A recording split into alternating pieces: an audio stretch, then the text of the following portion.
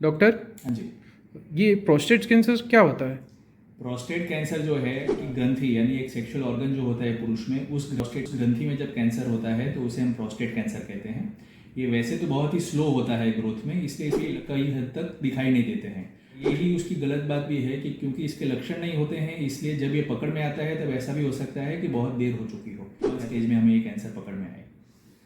तो ये कैंसर के बारे में जानने के लिए क्या कर सकते हैं? तो इसी कैंसर को जब अर्ली डिटेक्शन करते हैं, यानी इसके लक्षण आए उसके पहले जब हम इसे डिटेक्ट करने की कोशिश करते हैं, प्रोग्राम को कहते हैं स्क्रीनिंग प्रोग्राम। स्क्रीनिंग प्रोग्राम जो है इसमें दो चीज़ें करते हैं। एक जो है ब्लड टेस्ट होता है कि prostate specific antigen PSA test से किया जाता है। एक है फिजिकल एग्जामिनेशन, यानी दर्दी की हम एग्जामिनेशन करते हैं, हम जांच करते हैं और उससे हम प्रोस्टेट कैंसर के बारे में जान सकते हैं। डॉक्टर, ये टेस्ट किसको कराना चाहिए?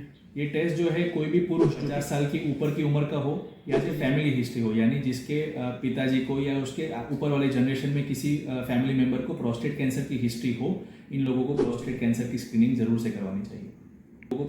डॉक्टर, ये स्क्रीनिंग के क्या फ़ायदे होते हैं? स्क्रीनिंग से प्रोस्टेट कैंसर हम बेहद ही अर्ली स्टेज में पकड़ सकते हैं, तो इससे पेशेंट की ट्रीटमेंट एफिकेसी यानी उसकी ट्रीटमेंट जो है वो बहुत इफेक्टिवली हो पाती है, उसका सर्वाइवल का रेट भी बढ़ता है और क्वालिटी ऑफ लाइफ जो होती है वो भी बेहतर रहती है।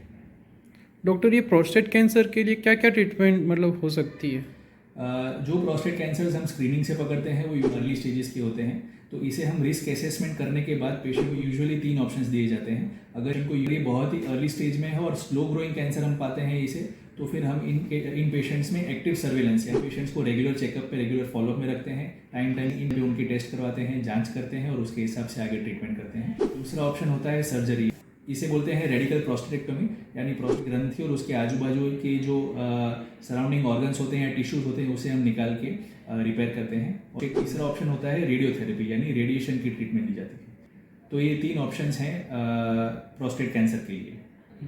तो मैं सभी पुरुषों से गुजारिश करता हूँ, स्पेशली जो 50 ईयर्स के ऊपर के हैं, कि वो खुल के बात करें अपनी हेल्थ के बारे में, यूरोलॉजिकल प्रॉब्लम्स के बारे में।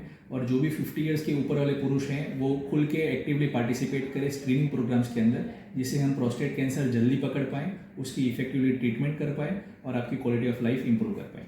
Thank you.